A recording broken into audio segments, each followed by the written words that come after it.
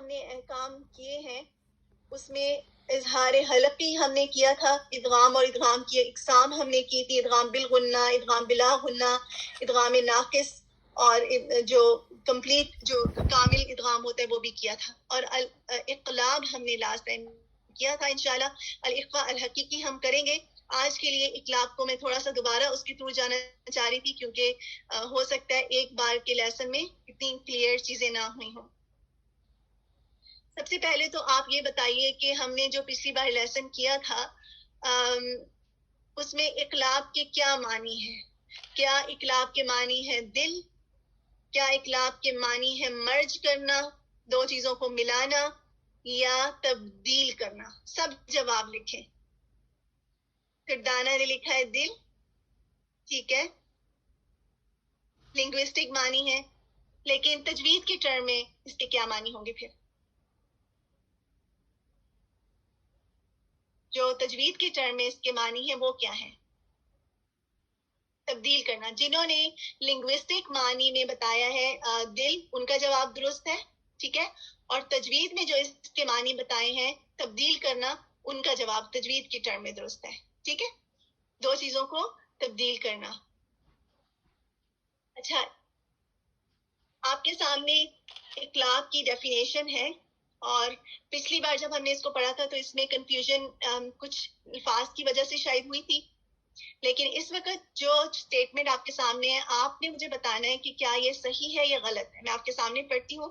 اگر نون ساکن یا تنوین کے بعد حرف میم آتا ہے تو ہم نون ساکن یا تنوین کو حرف با میں بدل دیں گے، اور اس با کو غنہ کے ساتھ چھپانے کو اقلاب کہتے ہیں.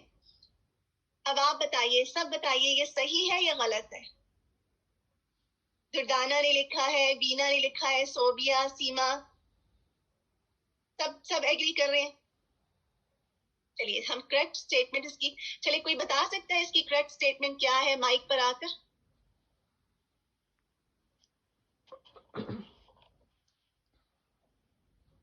بشرا دیجیے. بالکل. السلام علیکم ورحمۃ اللہ وبرکاتہ. وعلیکم السلام ورحمۃ اللہ وبرکاتہ. جی، اگر نون ساکن یا تنوین کے بعد اگر نیکسٹ حرف کا فرسٹ لیٹر با ہو تو ہم اس تنوین کے ساؤنڈ کو یعنی نون کے ساؤنڈ کو میم میں بدل دیتے ہیں. بالکل. اور آگے جو تھرڈ چیز ہے، اور اس ڈیش کو غنہ کے ساتھ چھپانے کو اقلاب کہا جاتا ہے، وہ کیا ہے؟ اس ڈیش کو، میم کے ساؤنڈ کو، میم کو غنہ کے ساتھ چھپانے. میم کو. بارک کی الحمدللہ، جزاک اللہ خیر. بشرا آپ نے بالکل صحیح اس کی ڈیفینیشن کی ہے، آپ کے سامنے کریکٹ بھی ہے. اسی جو یہاں پر ہم نے جو لفظ لکھے تھے اس کو آپ کریکٹ فارم میں دیکھ لیجئے. اگر نون ساکن یا تنوین کے بعد حرف با آتا ہے تو ہم اسے اس نون ساکن یا تنوین کو کس میں بدل دیتے ہیں؟ میم میں بدل دیں گے. اور میم کو کیسے ادا کریں گے؟ کہ میم کا غنہ ادا ہوگا. چلیے ماشاءاللہ آپ سب نے صحیح جواب لکھا. اگر آپ کو یہ اس طرح بھی کسی کو اگر یاد نہیں ہے تو آپ کے سامنے ریٹن فارم میں بھی ہے. نون ساکن کے بعد با آ رہا ہے تو ہم نے نون کو میم میں بدل دیا. وَمِن بَعْدْ. آج ہم یہ دیکھیں گے کہ ہم پڑھیں کیسے، ادا کیسے کریں. پچھلی بار تو ہم نے صرف یہ دیکھا تھا کہ اقلاب کیا ہوتا ہے. آج یہ بھی دیکھتے ہیں کہ اقلاب کو کیسے ادا کرنا چاہیے، کی پریکٹس انشاءاللہ. سب سے پہلے تو یہ 3 امپورٹنٹ ریمائنڈرز ہیں جو اقلاب کے حکم پر عمل کرنے کے لیے ہمیں معلوم ہونا چاہیے. پہلے تو یہ ہے کہ نون ساکنہ یا تنوین کو میم میں اس طرح سے تبدیل کرنا چاہیے کہ آپ کو حرف میم میں نون ساکنہ یا تنوین کا کوئی اثر نہ آئے. ٹھیک ہے، جیسے نون ساکنہ کی جو آواز ہے وہ کیسے ہے؟ ان. ٹھیک ہے، اور تنوین کی کیا آواز ہوتی ہے؟ ان، بن. ٹھیک ہے، تو یہ جو ساؤنڈ ہے وہ نہیں آنی چاہیے.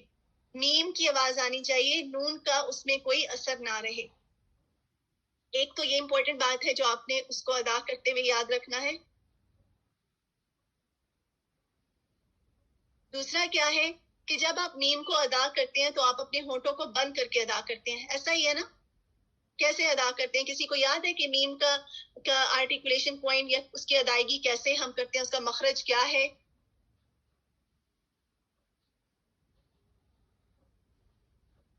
دونوں لپس کو آپ نے جوائن کرنا ہے کہ ان کا ڈرائی پارٹ آپ سے ملے ایک دوسرے سے, رائٹ.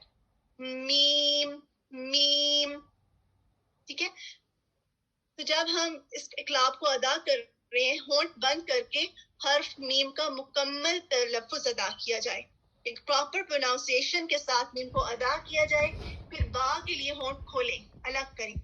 ابھی ہم جب ادا کریں گے انشاءاللہ آیات میں, تو پھر آپ کو یہ واضح طور پہ فرق محسوس ہوگا کہ کیسے میم جب ہم ادا کرتے ہیں تو ہمارے ہونٹ بند ہوتے ہیں اور پھر با کے لیے فوراً ہم اس کو کھولتے ہیں.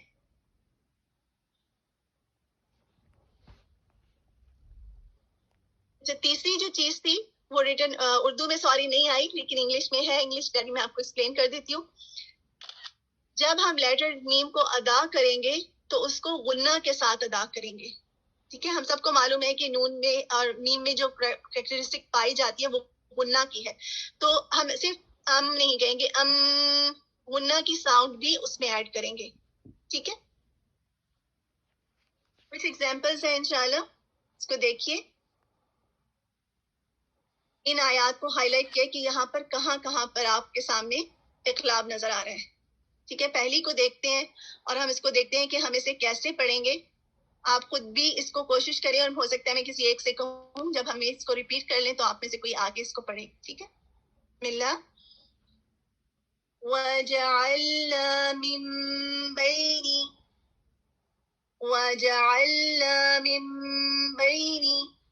آپ کہہ کے دیکھیں, جب آپ میم کہہ رہے ہیں تو آپ کی دونوں ہونٹ مل رہے ہیں, اور اس کے بعد با آ جاتا ہے تو آپ کی ہونٹ کھل جاتی ہے.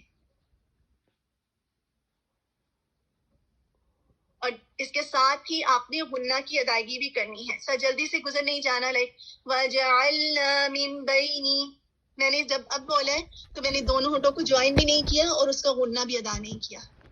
یہ فرق محسوس کیا آپ نے؟ جب میں اس کی ریفرنس میں دیکھ رہی تھی تو اس میں یہ تھا کہ اقلاب کا حکم پر عمل کرنے کے لیے, تو اس بات نے مجھے بہت اسٹرائک کیا کہ یہ جو ہم تجوید کے احکامات پر عمل کریں تو یہ حکم کے طور پر ہیں, یعنی یہ ہمیں دیے گئے ہیں کہ ہم نے قرآن کو, اللہ سبحانہ و تعالیٰ کے کلام کو اس طریقے سے پڑھنا ہے جس طریقے سے ہم تک پہنچائے. تو جب ہم اس پر بھی عمل کریں گے تو اس پر بھی ہمارے لیے اجر ہے, اور اس میں جو ایفرٹ ڈالیں گے, جو کوشش ڈالیں گے, جو ساؤنڈز بتائی گئی ہیں کہ غنہ ڈالیں, تو وہ سب اس میں آ جاتا ہے.